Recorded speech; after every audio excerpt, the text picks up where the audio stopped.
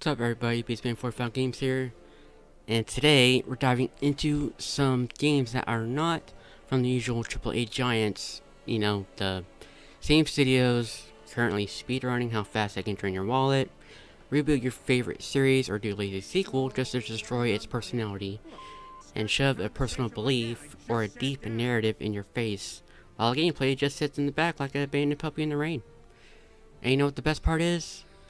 When you tell them their game isn't good, they act shocked, like you're the problem for not appreciating their $70 interactive movie with 5 hours of cutscenes, 10 minutes of actual gameplay, or, recently, a soulless generic free-to-play shooter that tries to be like every other shooter with no actual innovation. These games that I'm talking about, they don't do that. They're not going to be preaching at you, they're not going to be pushing some personal one-sided agenda, and they're not gonna pretend to be the next holy grail of gaming. They're just fun, pure gameplay, creativity, and weirdness, the kind of stuff that actually reminds you why games are games. So here are my picks for hidden gems, plus maybe some games that straight up rewrite the rules of game genre. The point is that these are games that are all about fun over ego. Number 1, or 10. Anyway, it's not numbered. It's just going by least known to most well known. That's how this list is gonna work, basically. And runner up is The Devil is in the Details, made by HiddenGems Studios. A psychological horror puzzle game that mixes spot the difference mechanics with escape room survival horror mixed with some dark humor. Story in brief, you're trapped in a shifting house controlled by a mysterious entity known as the Arbiter. Each time you fail to catch what's changed, you restart from the beginning or a checkpoint after a certain amount of completed phases, and the Arbiter decides whether you move on or not. The game splits into 2 parts: the observation phase, where you memorize every item in detail across the rooms, and the ritual phase, where you have to place a talisman on what's changed while avoiding traps that drain your time or health. As you advance, new rooms unlock, more items and fresh enemies join the hunt. As you advance, new rooms will unlock and more items will appear, with fresh enemies joining in on the hunt. What makes it unique to me is the concept of a spot the difference into a horror scenario, eerie sound cues, the occasional jump scare, screen filters, and even glitch controls, which they call pranks, that all mess with your concentration and can be turned on or off before you start a trial. The Arbiter's voice will taunt and crack jokes at you, sometimes forcing you to doubt what you remember. You can find defensive items like purple orbs that destroy nearby enemies in a small radius, green potions that restore health or time, and rare potions that will give you an extra life. The difficulty ramps up across 4 trial levels: Initiate, Adept, Veteran, and Extreme, each adding more randomness and intensity.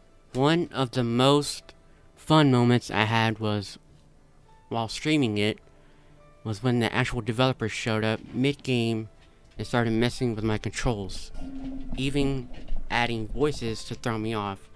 It was chaotic, but also kind of awesome seeing them interact that way, and they actually unintentionally helped me when they were trying to make me mess up. It made the whole experience even more memorable and fun. Next game, The Deadly Tower of Monsters, by Ace Team, published by Sega and Atlas, which is probably a unknown game that of Atlas and Sega that probably nobody's even know about.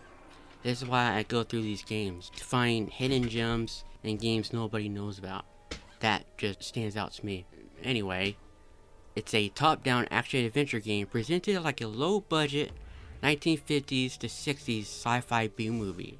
Story, in brief, you play as Dick Starspeed, a space explorer climbing a massive tower on an alien planet ruled by the evil Emperor Gori. There's also other playable characters involved to help aid you, with each having their own gadget. What made this game unique was the 1950s sci-fi B-movie setting, having the game models and atmosphere look like actual cheap movie props, plus the film director as the narrator constantly breaking the fourth wall, explaining mistakes as film errors, reused enemies as budget issues, and janking moments as production limitations. Gameplay wise, it's simple in the beginning, but can ramp up in difficulty when you get higher in the tower with new enemies that will swarm you with new attacks.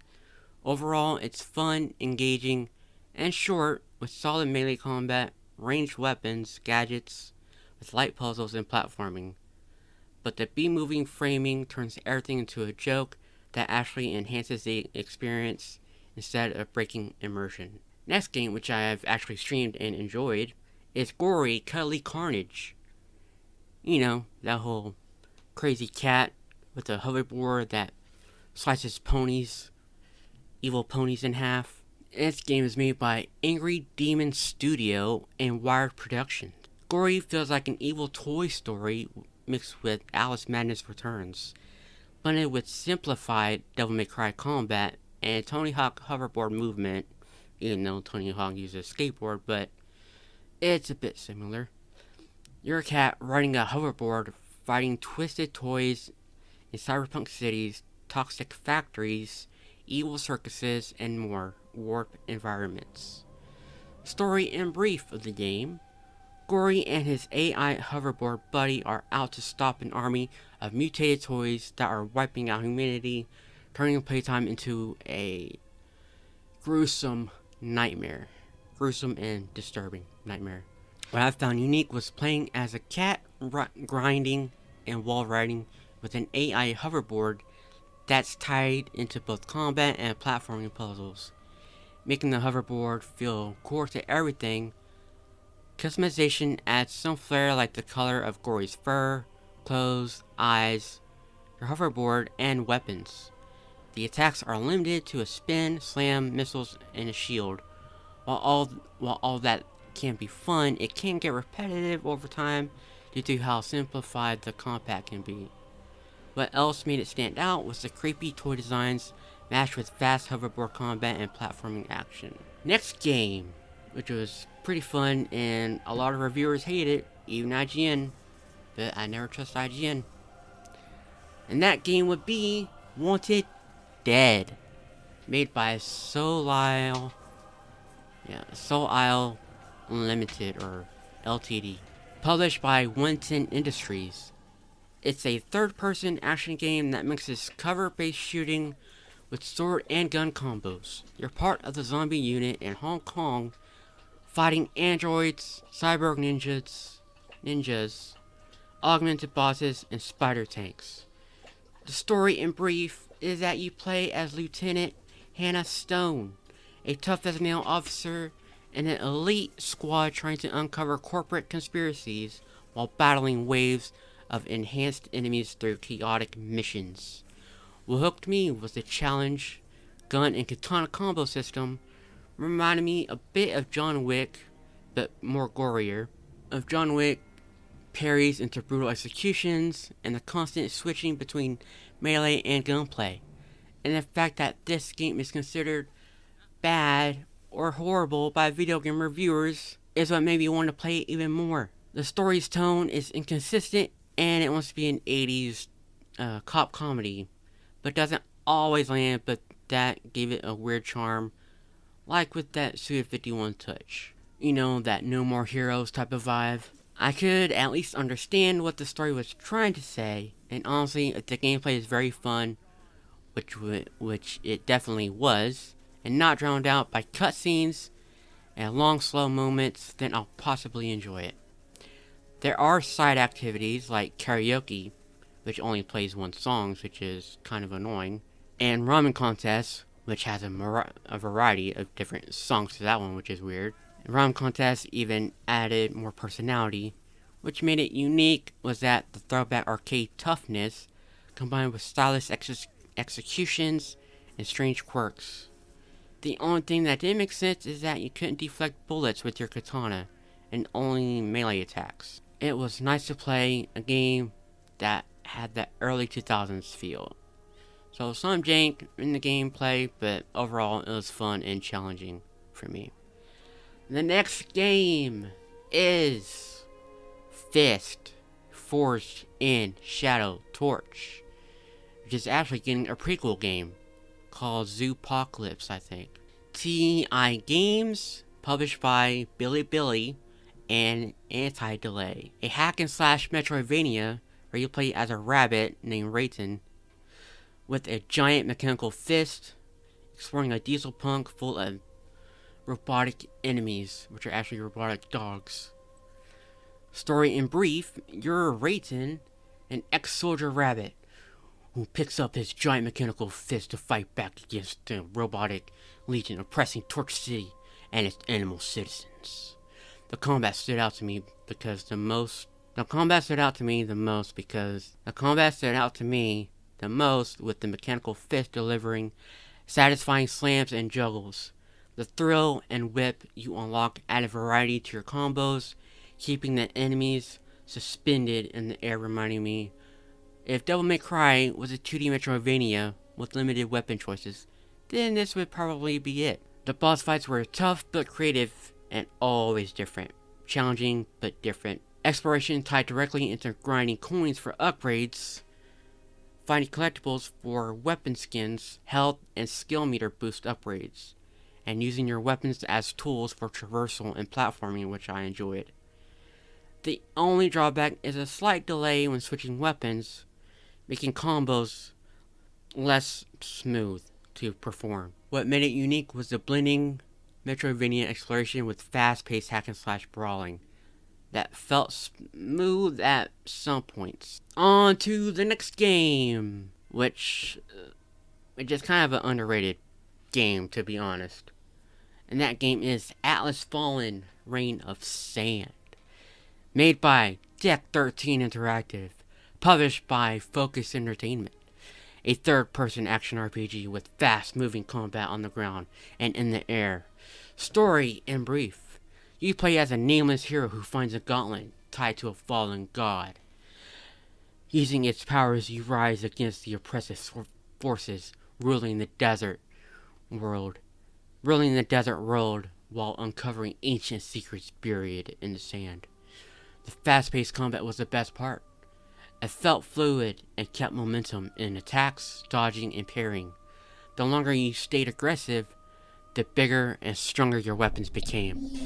Boss fights became huge monsters across open areas, were epic, and a Monster Hunter type of feel to where you had to strip down the enemy's armor off the beast to take them down.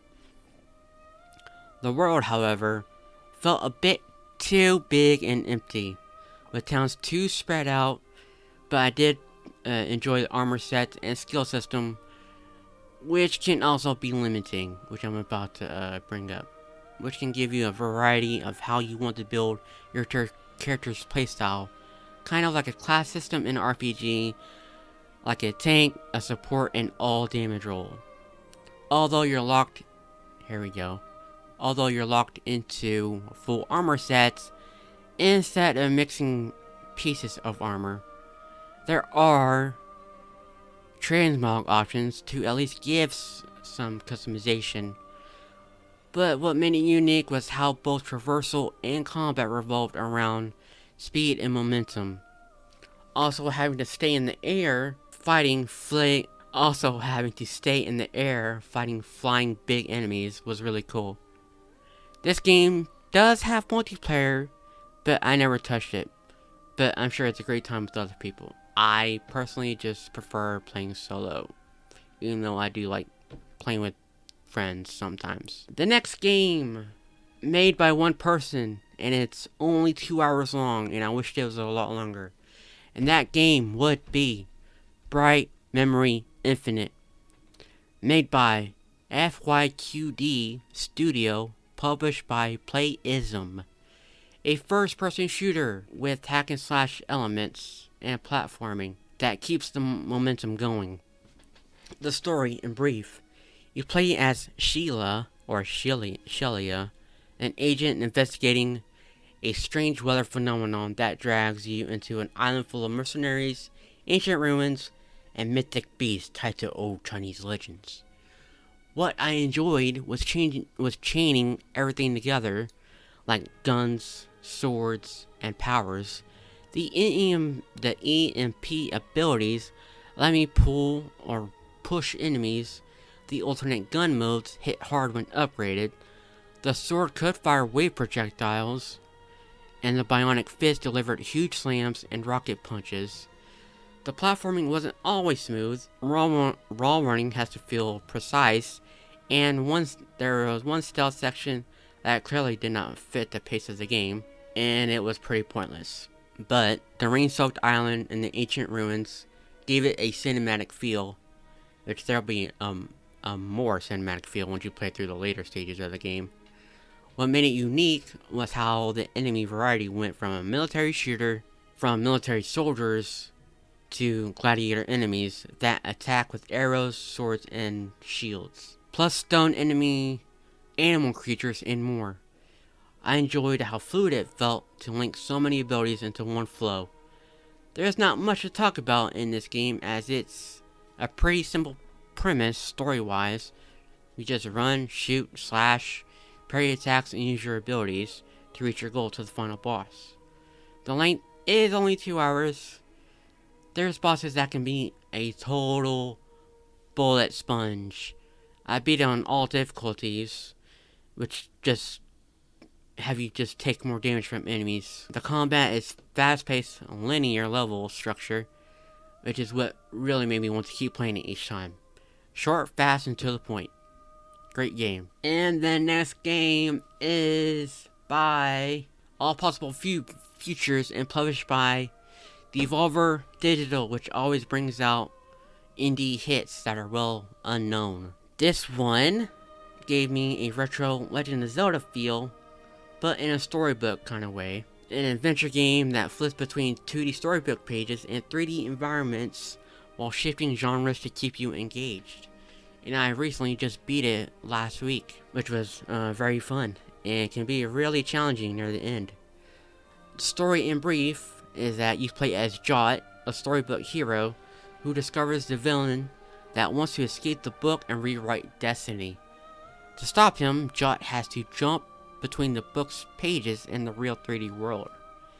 The boss fights, level design, and overall storybook style tone stood out to me because each one switched genres, often referencing old school classic games.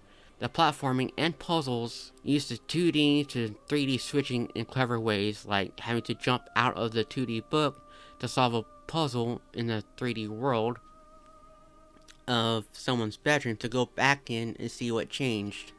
And every stage was packed with pop culture nods and Easter eggs. What made it unique was how it was constantly reinventing itself while still feeling cohesive. Another absolutely great game, and is very accessible.